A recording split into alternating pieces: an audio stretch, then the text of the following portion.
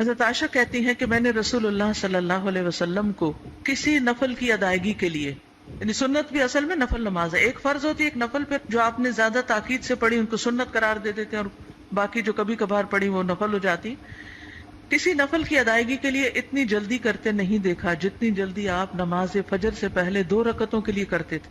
جلدی پڑھتے نہیں تھے، یعنی اس کی ادائیگی کے لیے آپ فکر کرتے تھے.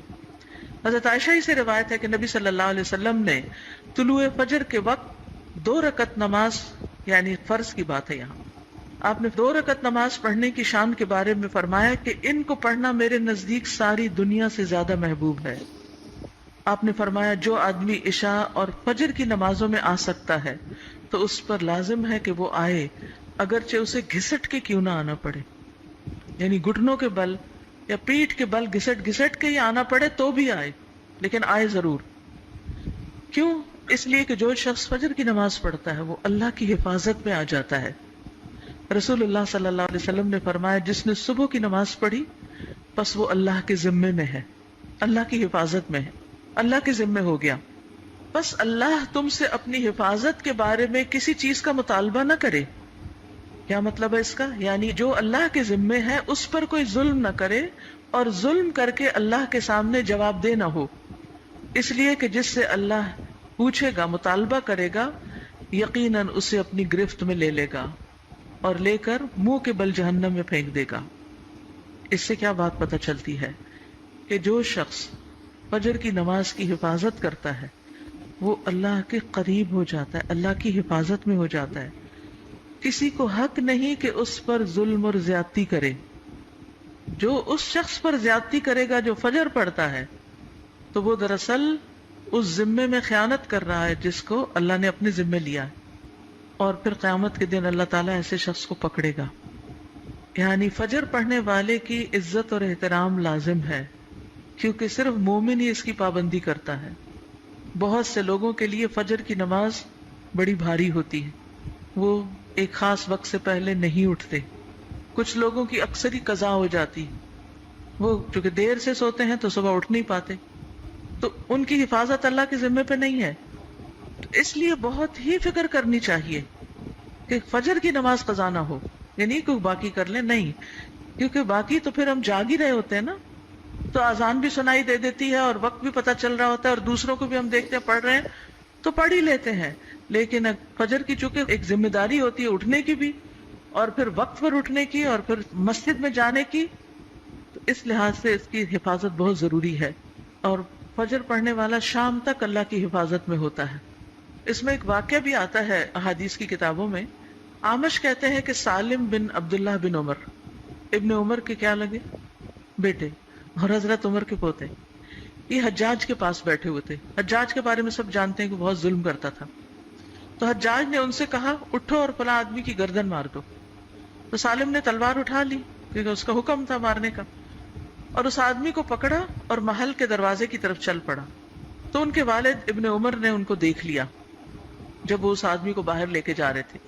تو انہوں نے کہا کہ کیا یہ واقعی ایسا کرنے جا رہا ہے؟ انہوں نے 2-3 بار یہ بات دہرائی. پھر باہر لا کر سالم نے اس سے پوچھا کیا تم نے فجر کی نماز پڑھی ہے؟ یعنی جس کو مارنے کا حکم تھا، کہا تم نے فجر کی نماز پڑھی ہے؟ اس نے کہا ہاں. سالم نے کہا پھر تم جس راستے سے جانا چاہتے ہو چلے جاؤ، اور وہ واپس آئے اور تلوار پھینک دی. حجاج نے ان سے پوچھا کیا تم نے اس کی گردن اڑا دی؟ انہوں نے جواب دیا نہیں. حجاج نے پوچھا کیوں؟ سالم نے جواب دیا میں نے اپنے والد کو یہ کہتے ہوئے سنا ہے کہ رسول اللہ صلی اللہ علیہ وسلم نے فرمایا جس نے فجر کی نماز ادا کی وہ اللہ کی حفاظت میں ہے یہاں تک کہ شام ہو جائے. تو ان کے والد نے ان سے کہا کہ سمجھدار رہو، میں نے تمہارا نام اسی لیے سالم رکھا کہ تم سلامت رہو، یعنی اللہ کے ذمے کے اندر خیانت نہ کرو. تو بہرحال اس سے یہ پتہ چلتا ہے کہ انسان سے بڑے بڑے حادثے، بڑی بڑی مصیبتیں ٹل جاتی ہیں جب وہ فجر کی نماز کی حفاظت کرتا ہے. اب تو الحمدللہ ہر شخص کے موبائل پر الارم ہوتا ہے اور موبائل ہر شخص کے سرہانے ہوتا ہے، تو کوئی بھی یہ نہیں کہہ سکتا کہ میں صبح نہیں اٹھ پایا. 1 نہیں 2 3 الارم لگا لیں، 5 منٹ کے وقفے پہ رکھ لیں اس کو، کیونکہ جو شخص یہ 2 نمازیں پڑھے گا، بخاری میں آتا ہے، وہ جنت میں داخل ہوگا. ایک اور روایت میں آتا ہے وہ آدمی ہرگز دوزخ میں نہیں جائے گا جس نے سورج نکلنے سے پہلے اور سورج کے غروب ہونے سے پہلے نماز پڑھی، یعنی فجر اور عصر کی۔ اور پھر آپ نے فرمایا ان نمازوں میں سستی نہ کرو اگر تم اللہ کا دیدار کرنا چاہتے ہو، اس طرح کہ جیسے تم 14ویں کے چاند کو دیکھتے ہو، اور تمہیں کوئی دھکم پیل کا بھی واسطہ نہیں پڑے گا، یعنی جو ان نمازوں کی حفاظت کرتا ہے وہ اللہ کے دیدار کے قابل ہوگا۔ اور پھر بعض اوقات لوگ رات قیام کرتے رہتے ہیں، آخر حصے میں سو کے فجر قضا کر دیتے ہیں، کیا ہے تہجد کے لیے اٹھے تھے وہ آنکھ نہیں پھر کھلی فجر کے لیے، تو یہ نہیں ہونا چاہیے۔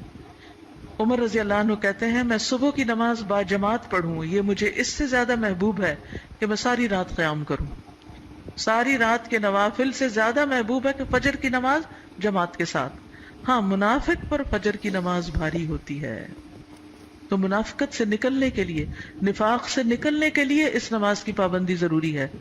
ابی بن کعب کہتے ہیں ایک روز رسول اللہ صلی اللہ علیہ وسلم نے ہمیں صبح کی نماز پڑھائی، اس کے بعد فرمایا کیا فلاں حاضر ہے؟ لوگوں نے کہا نہیں۔ آپ نے پوچھا کیا فلاں آیا ہے؟ لوگوں نے کہا نہیں۔ آپ نے فرمایا بلا شبہ یہ دو نمازیں منافقوں پر سب سے بھاری ہیں، سب نمازوں سے زیادہ بھاری، یعنی فجر اور عشاء۔ اور اگر تمہیں معلوم ہو کہ ان میں کیا کچھ اجر و ثواب ہے تو تم ان میں ضرور آؤ، خواہ گھٹنوں کے بل ہی کیوں نہ آنا پڑے۔ تو اس لیے خود بھی اور اپنے گھر والوں کو بھی، اپنے بچوں کو بھی اس کا پابند کریں۔ سبحانک اللہم و بحمدک، اشہد ان لا الہ الا انت، استغفرک۔